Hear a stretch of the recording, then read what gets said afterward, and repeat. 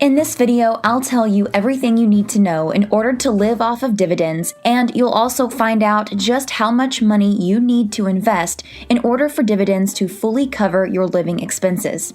Make sure you stay until the very end, where I share my top 5 tips to help you succeed in living off of dividends as soon as possible. Before I tell you all about dividend investing, please give this video a thumbs up and subscribe and click the bell.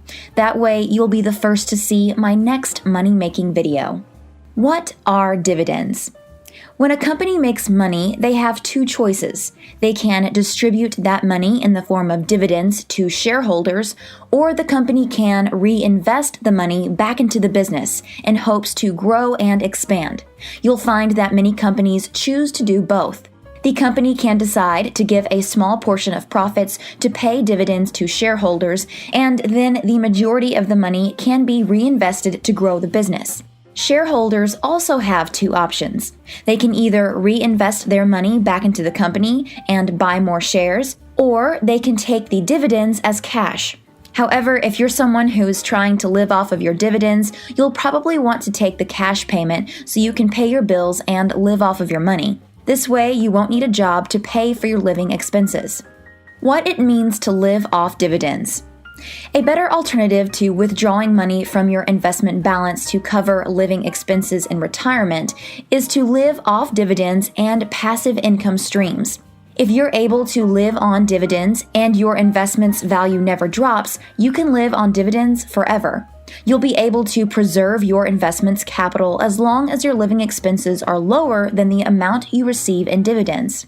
Keep in mind, the cost of living rises with time, which means your dividend income has to grow as well if it's going to cover all of your lifestyle costs. Fortunately, many companies continue to increase the dividends they pay, which typically exceeds inflation. The dividend income growth should far exceed inflation if you invest in the right companies. While dividends may be a viable source of income, don't forget that living off dividends is just one alternative. Keep in mind that even if you aren't able to have all of your living expenses covered with your dividend income, even a small amount of passive income in the form of dividends can still make a huge financial difference. Look at it this way. Let's say you're making $1,000 to $2,000 a month with dividend payments. Well, even though that may not be enough to cover the cost of living, it still might be enough where you can retire a few years sooner than you expected. And then if you have a side hustle, making an extra $2,000 a month could help you leave your full-time job for good. Even if you don't meet your dividend income goals, there's still a lot to gain by investing in dividend-paying stocks. What types of investments pay dividends? Stocks. Individual company stocks are the most popular choice for dividend investors. These are generally large, well-known, and recognized companies that have a long history of paying dividends to shareholders. Mutual funds. Dividends are also paid by certain mutual funds. Stocks that pay dividends are bought by these mutual funds, and the investors, in turn, receive a dividend minus management fees. ETFs. Exchange-traded funds, or ETFs, are similar to mutual funds. They include dividend-paying stocks and then pass those dividends on to investors. REITs. Investing in REITs, also known as real estate investment trusts, allows you to participate in real estate investing without having to acquire or manage property. Investing in real estate investment trusts is a wonderful way to make money through dividends. How much money do you need to invest? So, how big of a portfolio do you need to be able to live off dividends? Take a look at the chart on the screen to see how much you would earn at a 3% and 4% annual dividend yield with a portfolio of $500,000, $1 million, and $2 million.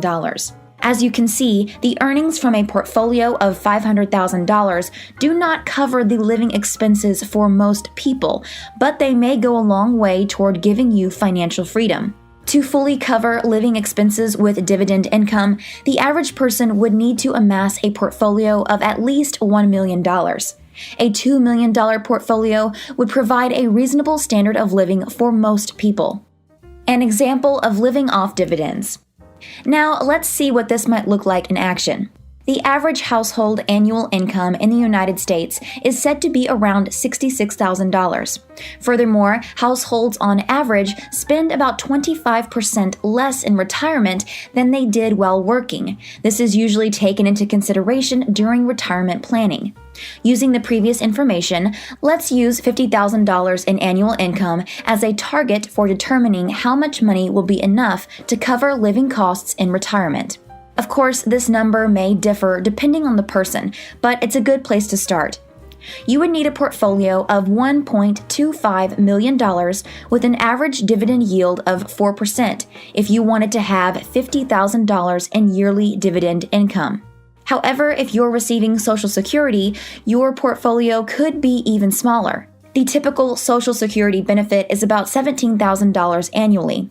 So $33,000 from dividend payments each year plus $17,000 from Social Security equals $50,000 a year. In this case, you would need $825,000 with an average dividend return of 4% to generate $33,000 a year in dividend payments. If you have a side hustle, that could decrease the amount you need to earn from dividends as well. From this example, you can get an idea of how dividends combined with other sources of income can help you fully cover your living expenses. How to start dividend investing. There are two primary ways to invest for dividend earnings. The first approach is the do-it-yourself option, which entails researching companies and developing your own standards for choosing which stocks to buy. This method will require a large time commitment, but the good thing is that you'll be completely in control. If you're a newbie, you'll want to educate yourself so you can feel comfortable with investing and reach the success you want. The second and more convenient choice is to invest in dividend-focused mutual funds or ETFs. You can conduct a little amount of research, choose your favorite option, and then relax since you don't have to do much additional work or research other than looking in on the initial investment every once in a while. Here are some steps you can take to get started. Remember to always seek professional and expert help before making any decisions with your finances. Step number 1, open a brokerage account and fund it. Once you've opened a brokerage account, you may transfer money from your bank account to begin investing. Step number 2, do your research. You'll want to begin researching to figure out which stocks or funds you want to buy after you've opened an account.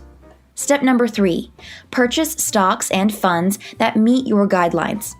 You can make those purchases using your brokerage account once you've done some research and analysis to determine stocks and funds you want to invest in. The majority of platforms, including Public.com, Robinhood, and M1 Finance, allow you to begin with as little as a few dollars, so you don't need a large amount of money to get started. Step number 4, reinvest the money.